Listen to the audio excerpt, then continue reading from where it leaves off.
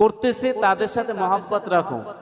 পঞ্চম ব্যক্তি হয়েও না, 5 নাম্বার ব্যক্তি হয়েও না, হালকা হয়ে যাবা। অর্থাৎ আল্লাহর নবী বললেন তোমরা জাহান্নামে যাইবা। তলাবুল ইলমি ফারিদাতুন আলা কুল্লি মুসলিমে ওয়া মুসলিমা। যখন একজন তলাবুল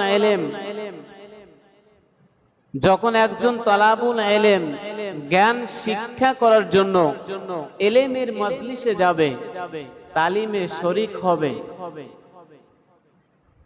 আল্লাহর ফেরেশতারা ওই তলাবুল ইলমের জন্য সমস্ত পাখাগুলো বিছাই দেয়। জোরে বলুন সুবহানাল্লাহ, আরো জোরে বলুন সুবহানাল্লাহ। কত মর্যাদা আল্লাহ আপনাকে আমাকে দান করছেন। দেখেন,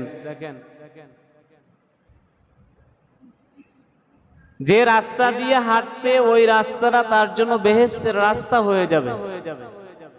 সুবহানাল্লাহ, বাড়ি যাই কইয়ান। হ্যাঁ, যে রাস্তা দিয়ে হাঁটবে এটা কামারখানার রাস্তা।